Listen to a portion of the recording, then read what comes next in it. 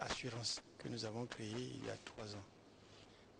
Nous sommes venus donc informer le président avant cette inauguration et lui faire part de notre souci, notre souhait de participer effectivement au financement de l'économie guinéenne. Très actif dans les assurances, le groupe NCA est déjà présent dans 2 des 33 préfectures de la Guinée, les préfectures de Fia et Sigiri. Mieux, le groupe NCA a noué un partenariat fécond d'assurance et de réassurance avec la Caisse nationale de sécurité sociale. C'est des rapports de business. La Caisse nationale de sécurité sociale est actionnaire de la NCA Bank. Donc ceci procède à notre volonté de diversification des ressources. Car depuis mon arrivée à la Caisse, je ne veux plus me contenter des cotisations patronales.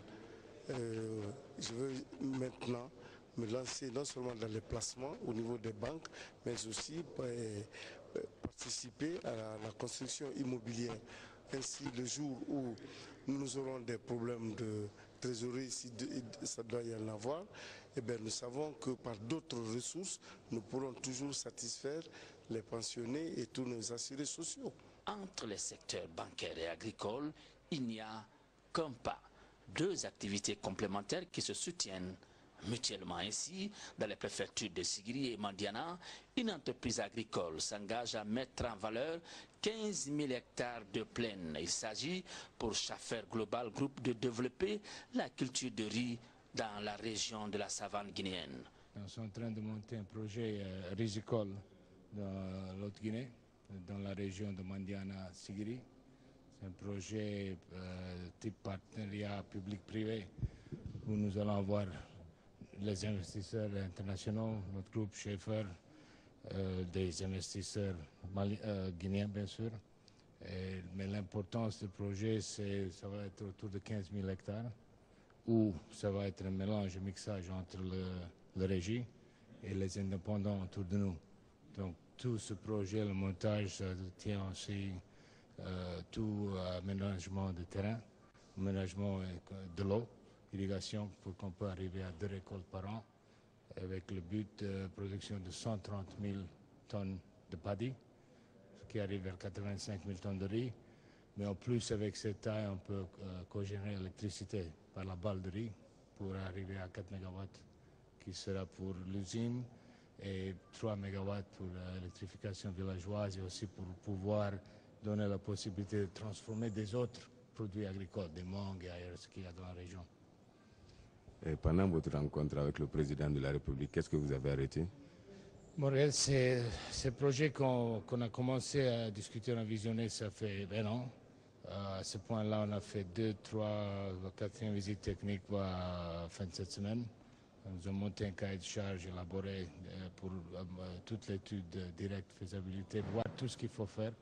Nous sommes en train de finaliser exactement le site et essayer de mettre tout le financement et tout en place avant la saison prochaine pour commencer la production. Donc c'était surtout le mettre à jour de progression du projet.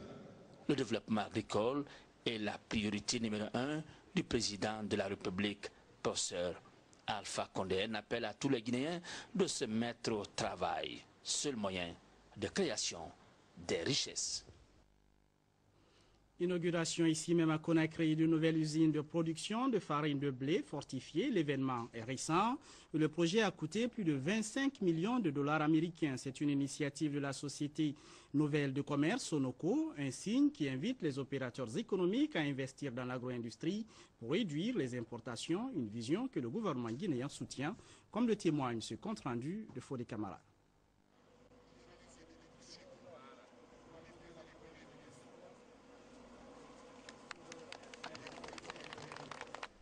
Dans la zone industrielle de Sonfonia, Mohamed Saïd Fofana, le Premier ministre chef du gouvernement, a fait d'une pierre 2 coups. Il a posé la première pierre des travaux d'extension de l'unité agro-industrielle Moulin d'Afrique de la Société Nouvelle de Commerce. Il a aussi inauguré l'usine de conditionnement de la farine industrielle en farine de blé fortifiée. Avec le projet de construction des installations complémentaires, la capacité de production annuelle des Moulins d'Afrique va accroître de 172 000 tonnes par an à 216 000 après extension, avec des effets induits offrir de l'emploi à la couche juvénile et contribuer à réduire le prix du pain sur le marché. Avec l'irrigation de notre usine aujourd'hui, nous portons à la connaissance du gouvernement et de la population la baisse du prix du pain sur le marché guinéen.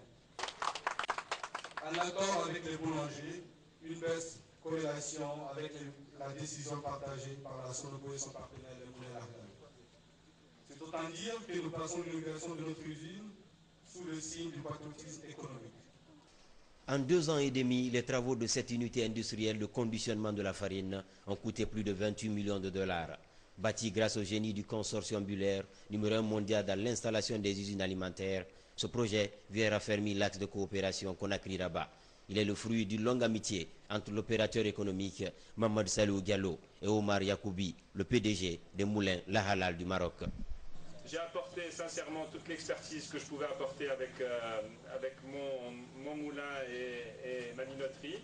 Et Haj m'a apporté toute sa connaissance du marché guinéen. Il m'a fait apprécier la Guinée et les Guinéens que j'ai appris à connaître. Nous avons appris à servir ce marché. Et Haj Mamadou était très exigeant tant au niveau de la quantité que de la qualité, mais aussi du prix.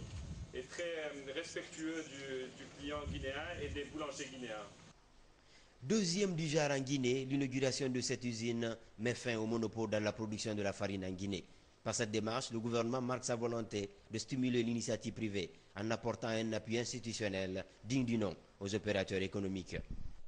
Les nouvelles installations de production de farine que nous inaugurons aujourd'hui montrent l'opportunité de saluer et d'encourager l'ensemble du secteur privé, auquel le gouvernement accorde une attention particulière dans la mise en œuvre de la stratégie nationale de réduction de la pauvreté. Je voudrais également remercier les partenaires financiers et techniques de la société Sonoco, notamment nos frères et amis du Royaume du Maroc qui, confiants à l'avenir économique de notre pays, ont contribué à l'édification de cette usine, traduisant ainsi leur volonté de participer au développement économique de la Guinée. Je voudrais leur donner l'assurance que le gouvernement guinéen, fidèle à son option d'économie libérale, accorde et accordera toujours une attention particulière au développement du secteur industriel à cause du rôle primordial de l'industrie dans la lutte contre la pauvreté. C'est pourquoi le président de la République et son gouvernement se sont résolument engagés dans un processus visant l'amélioration et la mise à niveau de l'environnement des affaires et du système productif national, mesures qui seront rendues possibles et nécessaires par l'accroissement de la concurrence internationale. Aujourd'hui, le gouvernement a consenti des efforts pour corriger le sempiternel déficit d'énergie et relever le défi de la sécurité alimentaire. Ces efforts devraient attirer les opérateurs économiques et autres bonnes volontés vers l'agriculture ou l'agro-industrie pour booster la croissance économique et conforter la monnaie nationale. Économie, la mission conjointe FMI Banque mondiale poursuit ses travaux à Conakry. La mission a rencontré des cadres de la Banque centrale guinéenne, des ministères de l'Agriculture et des Mines. Les échanges ont essentiellement porté sur la revue du programme d'atteinte du point d'achèvement de l'initiative PPTE, une des priorités, vous savez, du président de la République, Boubacar Ba.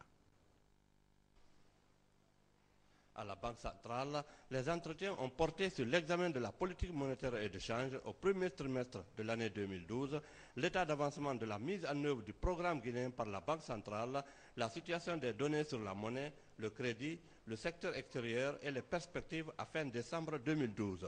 De l'analyse de la situation, on note une morosité de l'activité économique et l'attentisme des investisseurs en raison des contraintes liées aux élections législatives. Malgré tout, les critères et mesures à fin avril pour la Banque centrale ont été largement respectés, qu'il s'agisse de la relance du marché interbancaire de devises, de la création de nouveaux outils de politique monétaire ou de la supervision des banques, institutions de microfinance et des sociétés d'assurance, passant par les activités des audits. Tous ces critères ont été réalisés. Au niveau de la Banque centrale, les mesures essentielles concernent les réserves de change qui sont, nous sommes au-dessus des repères prévus qui étaient de 5 mois d'importation, mais la Banque centrale aujourd'hui, les réserves sont à un niveau de 3,5 mois. Le niveau d'inflation aussi à la baisse, nous sommes aujourd'hui à 17%. Donc nous respectons un peu, nous allons vers la tendance de 15% en fin d'année. Donc ça c'est une bonne orientation. Et aussi les différents aspects concernant les crédits à l'économie, les crédits au secteur privé sont dans de très bonnes dispositions. Donc nous pensons que nous respectons les repères qui ont été arrêtés de commun accord des fonds monétaires. Au département des mines, le nouveau code minier a été adopté et promulgué et la partie fiscale relative à la taxe minière sur la bauxite doit faire l'objet d'un amendement. De plus, l'élaboration des textes d'application est en cours, l'audit du cadastre minier a démarré et la revue du code pétrolier a également débuté. Parlant du financement des infrastructures de Simandou Sud, les modalités pour financement des 51% des actions détenues par l'État à travers la SOGEPAMI seront précisées dans les prochaines semaines. Au ministère de l'Agriculture, la rencontre se situe dans le cadre des préparatifs de la campagne agricole 2012 et l'analyse de la situation chiffrée des résultats de la campagne 2011-2012 qui avait connu un retard dans son exécution. À nos jours, nous avions au moins 125 000 à 150 000 tonnes produites pour l'année dernière. Pour avoir plus de résultats, doubler ou tripler la production, je les ai dit, réveillez-vous, réveillez-vous encore une fois de plus, réveillez-vous pour que nous puissions avoir de bons résultats. En 2012, le programme sera consolidé et surtout pour de mettre en collaboration avec les bailleurs de fonds, la Banque mondiale, le FAO, le IFAD, de créer, donc, de minimaliser donc, la perte de subvention du budget, de créer un fonds qui va, un fonds roulant, quoi. Voilà. Ce qui concentre l'actualité, c'est aussi le lancement des travaux du centre de formation de Huawei Technologies de l'université Gamal Abdel Nasser de Conakry. Ce centre va permettre de renforcer les capacités de recherche des étudiants et enseignants-chercheurs de l'université. Et c'est le ministre des Postes et Télécommunications qui a procédé au lancement officiel. Compte rendu à Sanil Al-Sila. Que par la maîtrise des nouvelles technologies de l'information et de la communication, la Guinée s'affirme sur le plan international. Voilà l'objectif du lancement de ce centre de formation Huawei Technologies, situé dans l'enceinte de l'université Gamal Abdel Nasser de Conakry. Le centre de formation Huawei Technologies permettra de matérialiser la politique de modernisation et de qualification de la formation, aussi bien professionnelle que supérieure, du gouvernement guinéen sous la conduite du président de la République, le professeur Alpha Condé, nous dira le directeur général de Huawei Technologies en Guinée. La cérémonie qui nous réunit aujourd'hui est la remise officielle des crédits du centre de formation de Huawei Technologies de l'université de Conakry. Une des actions qui permettent de matérialiser la politique de modernisation et de la qualification de la formation aussi bien professionnelle que supérieure du gouvernement guinéen. C'est donc dans ce cadre Huawei a mis à la disposition de la Guinée ce centre de formation technologie premier du genre dans la sous-région de l'Afrique de l'Ouest. Pour sa part, le ministre des Postes et Télécommunications n'a pas manqué de remercier et de souligner au nom du gouvernement la valeur de ce don et sa portée pour les générations futures. Il a aussi souhaité le renforcement de ce partenariat dans les autres secteurs de développement. Dans ce partenariat, nous apprécierons les grands efforts que la société Huawei a fait et est en train de faire pour rendre modèles les installations du centre afin d'améliorer les qualités d'enseignement et les apprentissages. Nous lui disons encore merci et savons compter sur elle. Nous remercions aussi les autorités de l'université de Conakry qui ont créé un cadre juridique propice à la réussite de ce partenariat. Pour honorer ses engagements, Huawei Technologies Ltd a installé donc ces équipements dont le coût total s'élève à 2 200 000 $ américains qui viennent ainsi renforcer les actions déjà réalisées par la société en République de Guinée. Travaux publics, c'est une bonne nouvelle pour les usagers du trajet Beila